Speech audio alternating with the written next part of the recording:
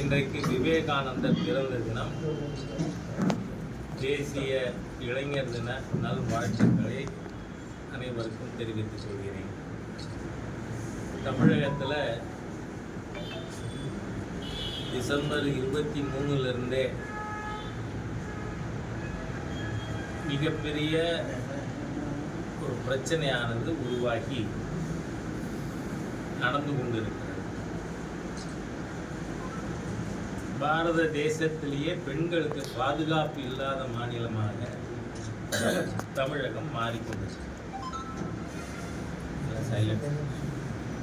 ஏனென்றால் அண்ணா பல்கலைக்கழகத்தில் ஒரு மாணவி பாலியல் துன்புறுத்தலுக்கு உள்ளாக்கப்பட்டிருக்கிறார். இது ஐசோலேட்டட் இன்சிடென்ட் இல்லை. அந்த சம்பவம் நடந்து விஷயங்கள் வெளில வந்த உடனே அவசரமாக என்னோட நண்பர் தான் சட்ட அமைச்சர், ஆனால் சட்டம் தெரியுமா இல்லையான்னு எனக்கு தெரியல. அவர் சொல்றாரு அந்த ஞானசேகரன் திமுக காரர்,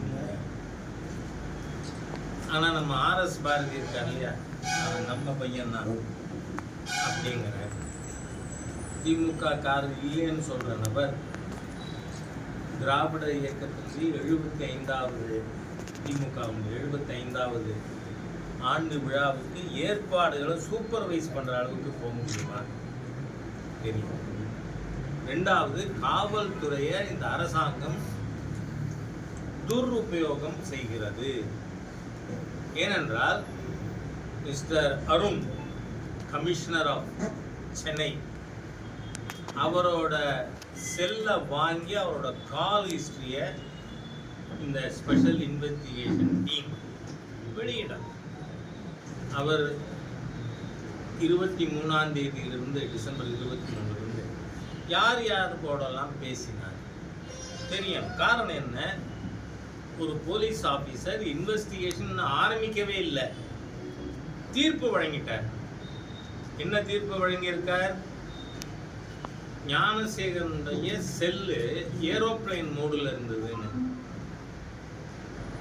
ரெண்டாவது, அவர் வழங்கிய தீர்ப்பு இதில் ஞானசேகரன் ஒருவர் தான் குற்றவாளின்னு. How did you conclude? ஒரு போலீஸ் ஆபீசர் எப்படி அதை செய்ய முடியும்?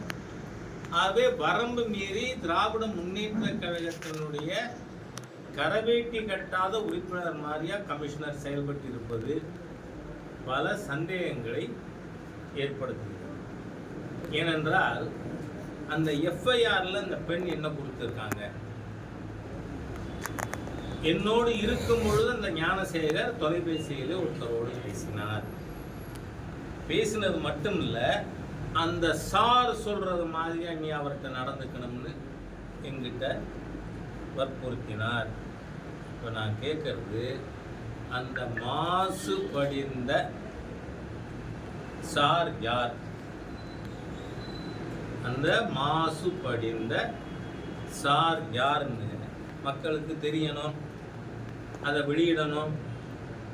இந்த சம்பவம் நடந்ததோடு அதுக்கு ஒரு 10 நாள் முன்னாடி ஆவுடையார் கோயிலில் திராவிட முன்னேற்ற கழகத்தைச் சேர்ந்த மாவட்ட நிர்வாகி பாரதி ராஜா ஒரு பெண்ணை நிர்வாணமாக படம் எடுத்திருக்கார். அதை அந்த பெண்ணிட்ட காட்டி, இதை நான் பப்ளிக்கில் வெளியிடுவேன், எனக்கு 10 லட்சம் கொடுன்னு கேட்டிருக்கார். அந்த பெண் ஆவுடையார் கோயில் போலீஸ் ஸ்டேஷனில் கம்ப்ளைண்ட் பண்ணுறாங்க. 15 நாட்களாகியும் எந்த விதமான நடவடிக்கை எடுக்கவில்லை. அதனால எஸ்பிக்கு கம்ப்ளைண்ட் பண்ணுறாங்க. அப்படியே நடவடிக்கை இல்லைன்ன உடனே she attempted self immolation. அது தவிர போன வாரம் கள்ளக்குறிச்சியில் பால் கொடுக்க போயிட்டு வந்த பெண், அந்த பெண்ணை தண்ணி அடிச்சுட்டு இருந்தவன், சாரி முத்துசாமி அண்ணா கோவிச்சுப்பார், மது பிரியர். இப்போ திமுக ஆட்சியில் என்னெல்லாம் டேர்ம் மாறுது. பல டெர்மினாலஜி புதுசாக கண்டுபிடிக்கிறாங்க. தண்ணி அடிச்சுட்டு இருந்த கும்பல் அதில் ஒருத்தன் போதை தலைக்கேறி போய் அந்த பெண்ணை கற்பழித்து கொன்னுடுறான். சரி, இதெல்லாம் பார்த்தா காவல்துறையில் இருக்கிறவங்களை கூட அச்சுறுத்துகின்ற விதத்தில் சென்னை அண்ணா நகர் 10 வயது சிறுமி பாலியல் வன்கொடுமைக்கு உள்ளாக்கப்பட்டு கொல்லப்பட்டார். அதை உயர்நீதிமன்றம் சிபிஐ விசாரணை வேணும் அப்படின்னு உயர்நீதிமன்றம் சிபிஐ விசாரணை வேணும்னு தீர்ப்பளிக்குது. நான் கேட்குறேன், இந்த அரசாங்கத்துக்கு என்ன வலி? யாரை காப்பாற்றுறதுக்காக நீங்கள் சிபிஐயில் கொடுக்க முடியாது நாங்கன்னு உச்ச நீதிமன்றத்தில் வாதிடுறீங்க. நீங்கள் இப்போ பார்த்தீங்கன்னா ஒரு இன்ஸ்பெக்டரை ஷீ இஸ் டிஸ்மிஸ்டா சஸ்பெண்டட் அந்த வழக்கில். அப்படின்னா காவல்துறையை அச்சுறுத்துறதுக்காக மாநில அரசுக்கு எதிராக இல்லை மாசுபடுத்த சார் யார் இருக்காரோ அதுலேயும் தெரியும், அதை காப்பாற்றுறதுக்காக. ஆக இந்த அரசாங்கம் பாலியல் வன்கொடுமை செய்கின்ற தங்கள் கட்சியைச் சேர்ந்தவர்கள், பாரதி ராஜா திமுக சுற்றுச்சூழல் பாதுகாப்பு செயலாளர், அதே மாதிரி ஞானசேகர் அவர் தான் நம்ம ஹெல்த் மினிஸ்டருக்கு சர்வமும்னு நினைக்கிறேன் நான். ஆகவே இந்த மாதிரியாக கட்சிக்காரர்கள் பெண்களை வன்கொடுமை செய்வதில் இதை ஈடுபடுகிறார்கள். அவங்கள காப்பாற்றுறதுக்காக இந்த மாதிரி செயல்பட்டு ஆமாம். ஒரு ஆளுநரை பற்றி என்ன பேசுறது? நான் கேட்குறேன், திராவிட முன்னேற்ற கழகத்திற்கு அத்தனை காலி பசங்களா? ஆளுநரை டவுசரை கேட்குறது ஒருத்தன் பேசுகிறான். அந்த கால கட்சியை விட்டு எடுத்துருக்கிற மாதிரியா ஸ்டாலின் அவர்கள் நாகரிகமானவர்னு சொன்னான். எவ்வளவு கேவலமான கீழ்த்தரமான ஒரு அரசாங்கம் இன்னைக்கு இருக்கு. ஆளுநர் என்ன சொன்னார்? ரைட்டிங்ல ஏற்கனவே சொல்லியிருக்கார், அப்பவும் ஞாபகப்படுத்துறார். நீங்க எல்லாருக்கும் ஊடக நண்பர்களுக்கு தெரியும், ஆளுநருடைய அரசு நிகழ்ச்சி எதா இருந்தாலும் துவக்கத்திலும் தேசிய கீதம் பாடப்பட வேண்டும், நிறைவுற்ற பிறகு பாடப்பட வேண்டும். ஏன் பண்ணல? தேச விரோத சக்தியாக திராவிட முன்னேற்ற கழக அரசு செயல்பட்டு கொண்டிருக்கிறது. நான் குற்றம் சாட்டேன். தமிழ்தாய் வாழ்த்து பாடல்னா நிச்சயமா கண்டிச்சிருக்கோம்.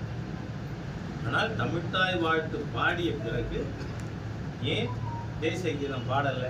அப்போ அவர்கள் டன் அ கிராஸ் மிஸ்டேக்ங்கிறேன். நான் தான் தோன்றித்தனமா செயல்படக்கூடாது. ஏனென்றால் இப்போ அப்பாவு அவர்கள் கவர்னரை பற்றி தவறாக பேசியிருக்கின்ற அனைவர் மீதும் உரிமை மீறல் பிரச்சனை கொண்டு வர வேண்டும் என கேட்டுக்கொள்கிறேன்.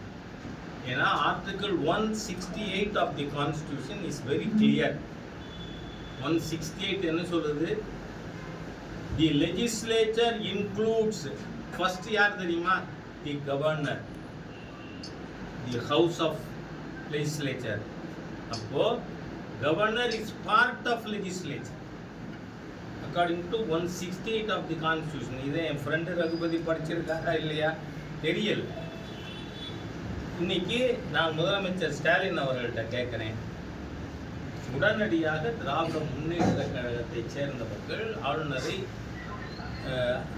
கேவலப்படுத்திய விதத்தில் அருவருக்கத்தக்க வார்த்தைகளை பயன்படுத்திய அனைவர் மீதும் உரிமை மீறல் பிரச்சனை கொண்டு வர வேண்டும். Because legislature constitutes the governor. அவர் இல்லாமல் லெஜிஸ்லேச்சர் இல்லை. இது பூரா அறிவிலி கூட்டம். ஆனால் இந்த கூட்டம் அப்படிதான். ஏன்னா இவர்கள்லாம் யாரு? ஈவேராயிஸ்டா பெரியாரிஸ்ட்னு சொல்லுவோம். நான்